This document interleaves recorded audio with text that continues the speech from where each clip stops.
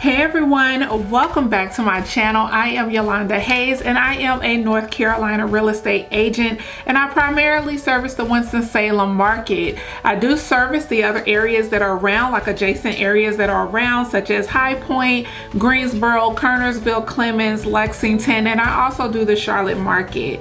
Today's topic is really going to be quick, okay? very quick.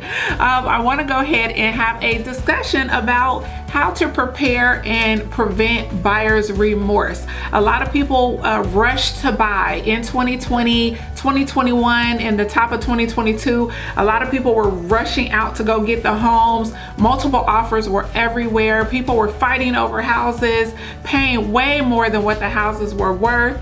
And now today, we are seeing a lot of buyer's remorse. So I definitely want to talk about that today. Another thing that I kind of want to talk about is the fact that you see a lot of realtors. That's normally what you see, is a lot of realtors saying, buy now.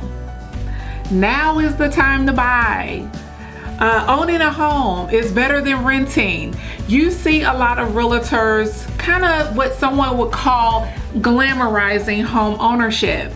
But what we really don't see a lot is realtors talking about the negatives, what some others would think were negatives about home ownership before you buy the house, okay? I want to talk about that today because we don't talk about it enough. We are having our clients, you see our wins. Basically what we're showing on social media is our wins. You're seeing our clients holding the sold sign or the big key and you want to go ahead and understand after the closing, after you have your keys, what to expect. So that's what we're going to talk about today. I want to make sure that I as a realtor am not just glamorizing or talking about the good things of home ownership. There are some things that you want to look out for, so let's talk about them. So before we jump into this video, please make sure you are on my social medias. I am on Instagram, TikTok, Twitter, and Facebook, so I will leave all of my links below so that you can follow me there for daily content. I do have some notes that I'm going to be reading, so if you see me looking down, I'm just looking at my notes. So I personally do not feel that these are negatives, but everything with home ownership is not going to be glitz and glam. And I understood that at the time because I kind of look at it as when you buy a home, you definitely are going to have maintenance, you're going to have insurance and things like that. But there are some other things that kind of go along with it.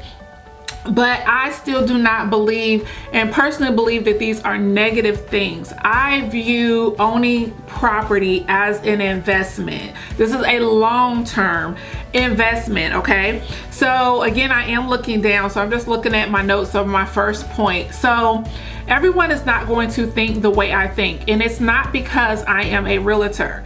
I was a homeowner before I was a realtor. So I bought that home strictly knowing up front that this was going to be my first my very first home. I think I was 26. I want to say I was 26 years old when I bought my first home, and I knew that this was going to be my first investment property.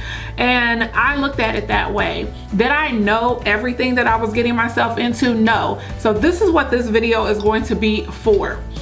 I do hear now some people are saying homes are liabilities. So I have a note here. It says buying a home is a liability. That's more of a question mark. And my answer is yes. But having a car, having an apartment, anything that has money going out, even people, okay? You might have that cousin that's calling you all the time and I always need to borrow money.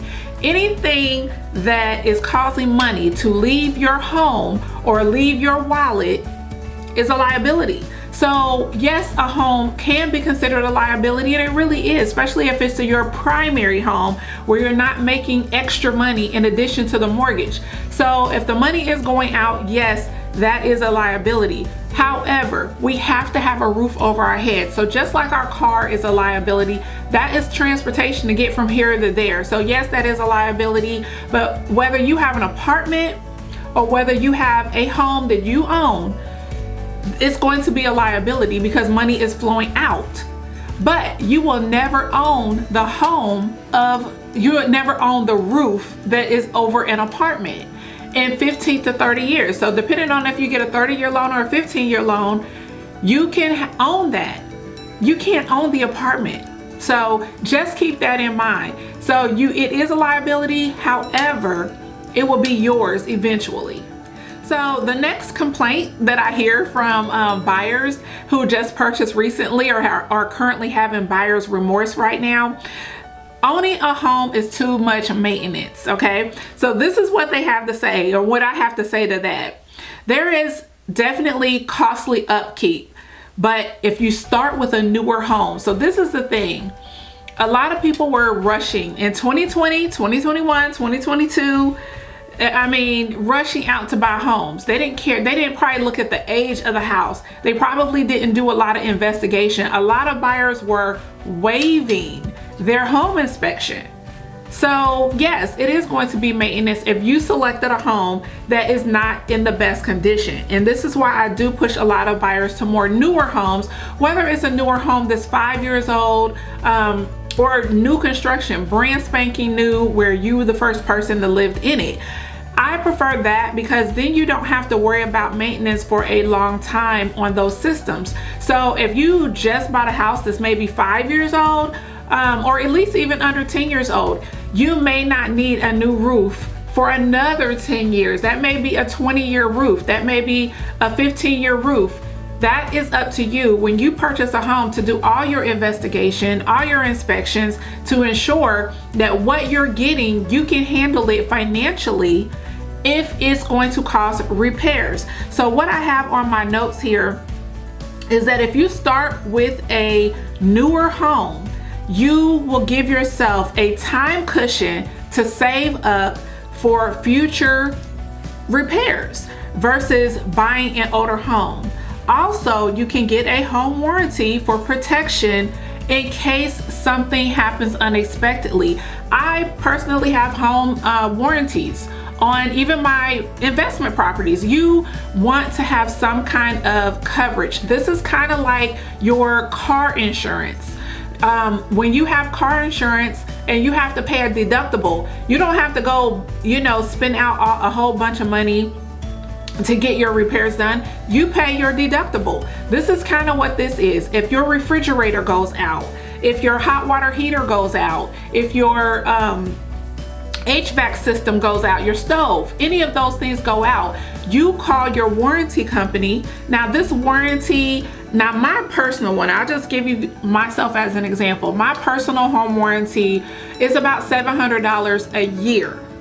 However, I signed up for the monthly payment, so I pay out about I want to say it's $62. I want to say it's $62 a month that I pay out. So I pay on a month-to-month basis, and then if I actually have an issue whether it's the electrical, what happens is the home warranty company has contractors. They have a list of third-party contractors that they have a contract with. And what they do is send out that electrician or send out that HVAC representative or HVAC professional, and they will come out and actually service your home for anywhere between $65 to $85. My particular program that I have with my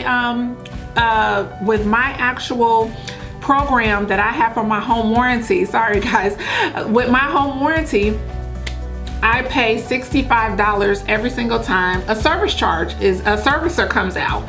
So I would rather pay $65 and have them fix a part. So if it just needs a part, then it's $65 for you. If it's something that they can just fix right there on the scene and they don't have to wait for a part, it's $65. I would rather have that peace of mind and pay $65. Now some of them are $75, some of them are $85, but there's several home warranties, and that's what you want to have in place for that peace of mind, so that it is helping you financially, so that you are not taking on all of that maintenance cost on your own.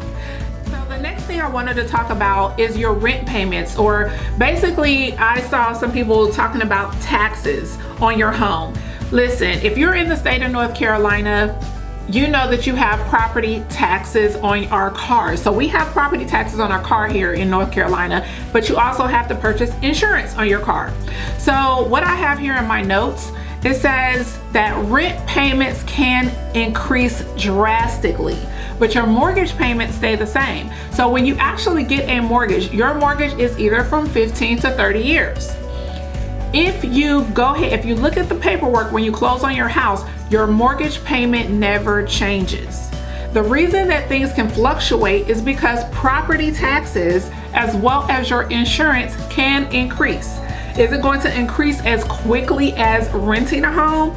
No, it may fluctuate, but you want to be aware that just like your car, property taxes, just like your insurance on your car, you have to get insurance on your home, and you're going to have property taxes on your home, and those are the things that may go up.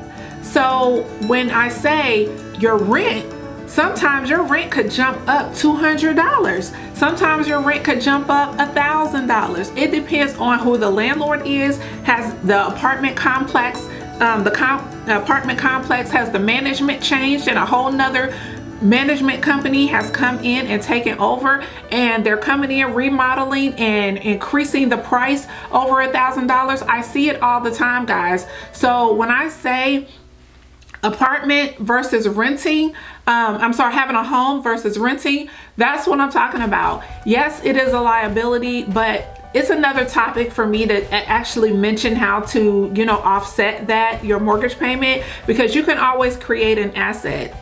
You can always create an asset to bring in enough money to pay for your mortgage, so to pay for that liability. But that's a whole nother topic. If you guys are familiar with the book Rich Dad Poor Dad by Robert Kiyosaki, you'll know what I'm talking about. You create an asset to offset your liability. So if you have not read that book, please do so. I really, really love that book. It opened my eyes to the difference between an asset and a liability and what you can do. Because anything that you do with money going out, whether going on vacations, buying a nice car, doing anything, money going out is a liability. And what that book does is tell you, create an asset, create something, passive income that is going to cover the cost for your luxuries or your liabilities. So yes, those are the things that I wanted to address today in this video, because I don't want to make it seem like everything is just great and grand and nothing's gonna happen, to a house. You have a house that's outside. The house itself is outside. So you have to have some type of maintenance. You can't be completely oblivious to the fact that your house is going to require maintenance. You're going to have lawn maintenance. You're going to have to pressure wash the house. All kind of debris, the rain, everything is hitting your home. You're going to have to go ahead and pressure wash those things. So yes, it will cost money to maintain a home. So I'm going to go ahead and wrap this video up. Those are the things that I wanted to kind of hit today.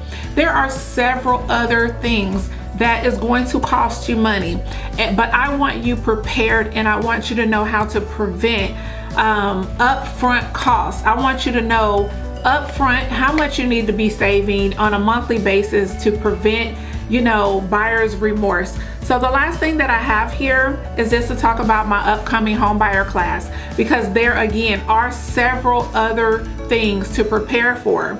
So if you want to know the upfront ways or how to prevent and prepare home buyer's remorse, please go ahead and sign up for my next class. This is what we're going to be discussing. My next class is going to be on Zoom, so you can do it, stay right in the comfort of your home.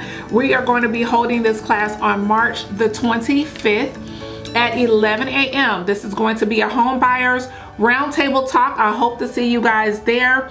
I am Yolanda Hayes, and I am a realtor in the Winston-Salem area at Berkshire Hathaway. And again, I hope that you guys sign up. I'm going to leave all the information down below in the description box so you can go ahead and sign up. I hope this helped anyone. If this is something that resonated with you, or you are thinking about purchasing a home and you have additional questions, please feel free to email me anytime. Pass this information along to any friends and family that also may be thinking about purchasing a home, because again, I love being a homeowner. However, there are some things that you have to be prepared for, and I want to make sure that you guys have a wonderful home buying experience. Thank you so much, guys. I will see you guys in the next video. Thank you so much. Bye-bye.